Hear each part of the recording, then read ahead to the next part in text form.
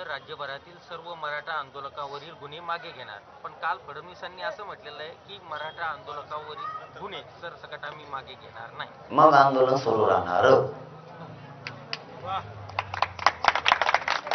मागे नाही घेणार तर ही दणका सुरू राहणार.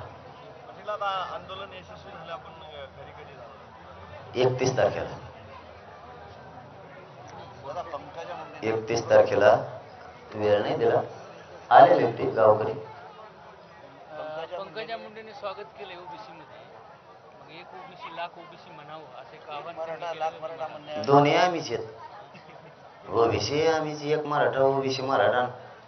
कोटी मराठा आम्हीच. मराठा आम्ही ओबीसी आम्ही. कारण शेतकरी आम्हीच आहेत आणि लढाऊ क्षेत्रीय मराठी आम्हीच. दोन्ही आम्हीच.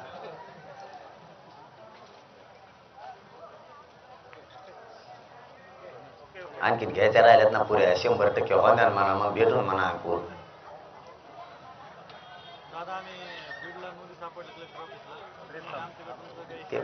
प्रेस एकीकडे एकनाथ शिंदे म्हणतायत, फडणवीस म्हणतायत ओबीसीला धक्का लावू देणार नाही, आरक्षण. दुसरीकडे त्यांच्याच सरकारमधले